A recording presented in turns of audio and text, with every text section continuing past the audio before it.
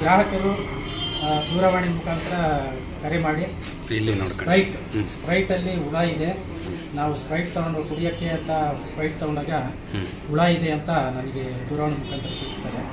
ನಾನು ಇಲ್ಲಿ ಸ್ಪಾಟಿಗೆ ಬಂದು ಪರಿಶೀಲನೆ ಮಾಡಿದಾಗ ಈ ಸ್ಪ್ರೈಟಲ್ಲಿ ವೈಟಿಶ್ ಎಕ್ಸ್ಟೇನಿಯಸ್ ಮ್ಯಾಟ್ರ್ ಅಂತ ನಾವು ಕರಿಬೋದು. ಎಕ್ಸ್ಟೇನಿಯಸ್ ಮ್ಯಾಟ್ರ್ ಕಂಡಿದೆ.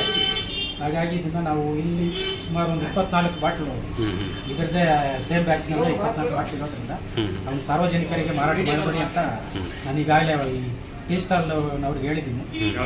ಅದರಂತೆ ನಾವು ಈಗ ಇದು ಎಕ್ಸ್ಟೇನಿಯಸ್ ಮ್ಯಾಟ್ರ್ ಪ್ರೆಸೆಂಟ್ ಇದ್ದ ಸ್ಯಾಂಪಲ್ ಅನ್ನೋದನ್ನ ನಾವು ADC ಕೋರ್ಟಲ್ಲಿ ಕೇಸ್ ಹಾಕೋದಕ್ಕೆ ಪ್ರೊಸೀಡ್ ಆಗ್ತೀವಿ.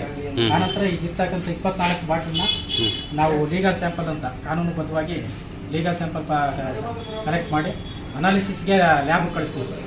ಅನಾಲಿಸಿಸ್ಗೆ ಲ್ಯಾಬ್ ಕಳಿಸಿದಾಗ ಅದರಲ್ಲಿ ಏನು ರಿಸಲ್ಟ್ ಕೊಡುತ್ತೆ ಆ ರಿಸಲ್ಟ್ ಪ್ರಕಾರ ನಾವು ಕಾನೂನಿನಂತೆ ಕ್ರಮ ಕೈಗೊಳ್ಳೋದಕ್ಕೆ ಕಾನೂನು ಅವಕಾಶ ಇರುತ್ತೆ. ಸೊ ಇದರಲ್ಲಿ ಈಗಾಗಲೇ ಇವರು ಡಿಸ್ಟ್ರಿಬ್ಯೂಟರ್ದು ಒಂದಷ್ಟು ಮಾಹಿತಿ ಕೊಟ್ಟಿದ್ದಾರೆ. ಆ ಡಿಸ್ಟ್ರಿಬ್ಯೂಟರ್ನ ನಾವು ಇದರಲ್ಲಿ ಸೇರಿಸಿ ಅವ್ರಿಗೂ ನೋಟಿಸ್ ಮಾಡ್ತೀವಿ. ಆನಂತರ ಸ್ಪ್ರೈಟ್ ಮ್ಯಾನುಫ್ಯಾಕ್ಚರರ್ಸ್ ಇರ್ತಾರಲ್ಲ ಅವರಿಗೆ ನಾವು ನೋಟಿಸ್ ಕಳಿಸ್ತೀವಿ ಸ್ಯಾಂಪಲ್ ತೆಗೆದಿರೋ ಬಗ್ಗೆ. ಇಂಥ ಕಡೆ ನಾವು ಸ್ಯಾಂಪಲ್ ತೆಗೆದಿದ್ದೀವಿ ಅನ್ನೋದು ಕಾನೂನಲ್ಲೇ ಇದೆ. ಅದು ಅವ್ರಿಗೂ ಒಂದು ನೋಟಿಸ್ ಕಳಿಸ್ಬೇಕು ಅಂತ ಅವ್ರಿಗೂ ಮಾಹಿತಿ ನೋಟಿಸ್ ಮುಖಾಂತರ ಮಾಹಿತಿ ಕೊಡ್ತೀವಿ ಅವ್ರಿಗೆ. ಆನಂತರ ರಿಸಲ್ಟ್ ಬಂದಮೇಲೆ ಏನು ರಿಸಲ್ಟ್ ಕೊಡುತ್ತೆ ಅದ್ರ ಪ್ರಕಾರ ಕಾನೂನಂತೆ ನೋಡ್ತೀವಿ. ಇದು ಟೀ ಸ್ಟಾಲ್ ಬಂದ್ಬಿಟ್ಟು ಭಾರತಿ ಟೀ ಸ್ಟಾಲ್ ಅಂತೇಳಿ MG road SBI bank opposite Puttaiah complex ಅಂತ ಇದಕ್ಕೆ ಒಂದು ಹೆಸರು. ಇದನ್ನು ಟೀ ಸ್ಟಾಲ್ನ ಪರಿಶೀಲನೆ ಮಾಡ್ತಾ ಇದ್ವಿ.